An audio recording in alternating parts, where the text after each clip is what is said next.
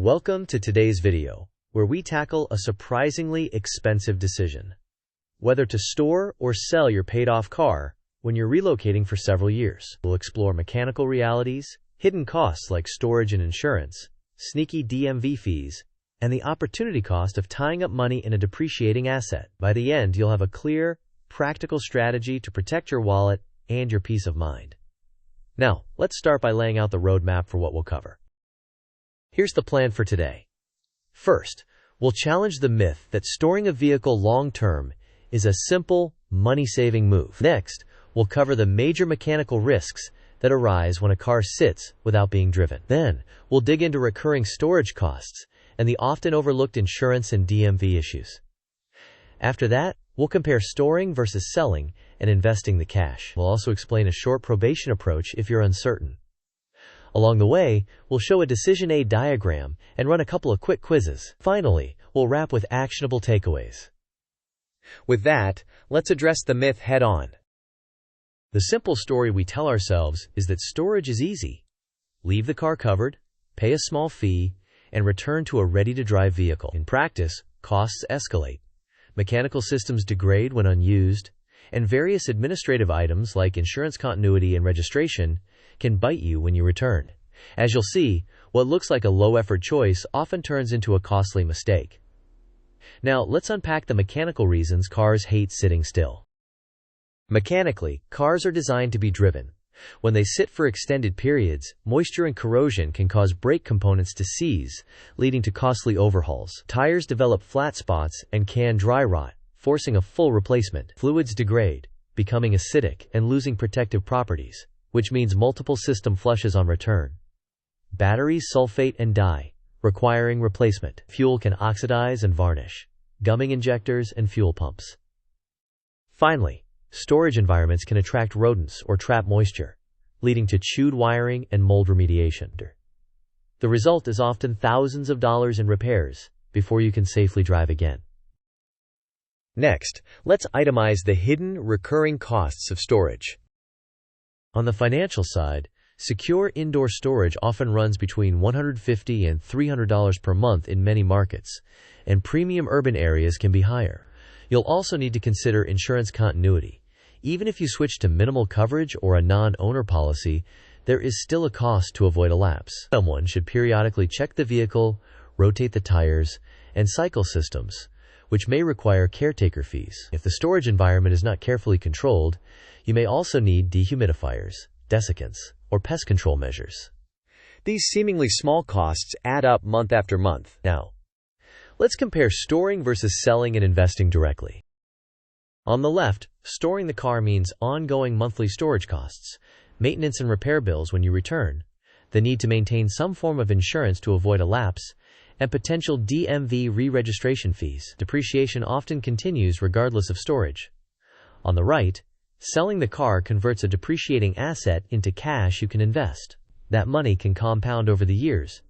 You eliminate storage worries, and you avoid a surprise repair bill later. If you still need continuous insurance for driving other vehicles, a non-owner policy can cover that, typically at a lower cost than keeping full coverage. When you return, you can use the principal and gains to buy a comparable replacement. Next, let's ground this with numbers. This table shows an illustrative 5-year scenario.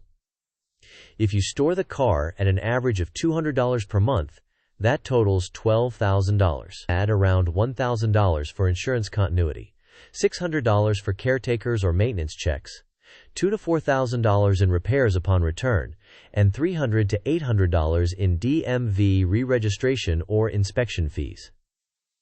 By contrast, if you sell a $15,000 car and invest the cash at a moderate 5% annual return, you may see approximately $4,000 in growth, leaving you with about $19,000 to repurchase a vehicle later. These are estimates, not guarantees, but they show how storing often leaves you thousands behind. With costs quantified, let's cover the administrative traps that catch many people off guard. Administratively, the biggest mistake is allowing your insurance to lapse.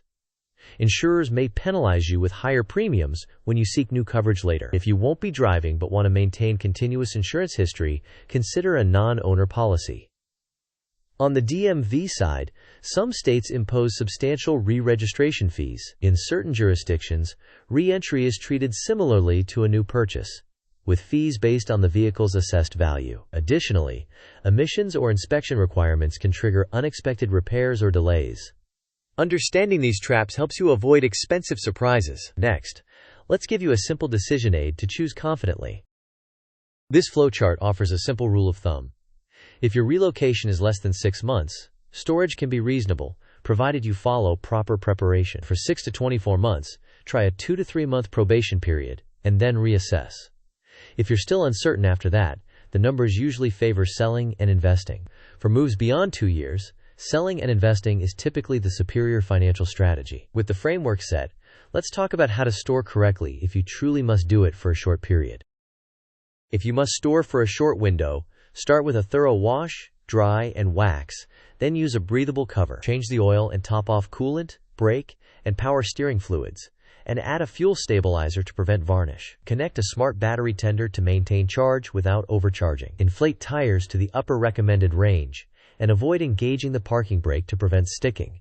Use wheel chocks instead. Place desiccant inside the cabin to control moisture, and set rodent deterrents in and around the vehicle. Each month, start the engine, let it reach operating temperature, move the vehicle to prevent flat spotting, and check for leaks or pests. Finally, ensure you maintain appropriate insurance continuity, whether that's comprehensive-only storage coverage or a non-owner policy. Next, let's test your understanding with a quick quiz. Question: for a relocation lasting over 2 years, which choice is usually the strongest financial strategy? Options: A. Store the car with minimal checks. B. Sell the car and invest the proceeds. C. Cancel insurance completely to save money.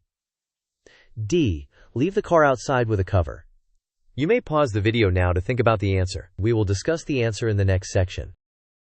The correct answer is B. Sell the car and invest the proceeds. This approach converts a depreciating asset into an appreciating one, avoids recurring storage costs, and prevents repair surprises upon return. Next, let's run through a compact case study calculation using simple assumptions.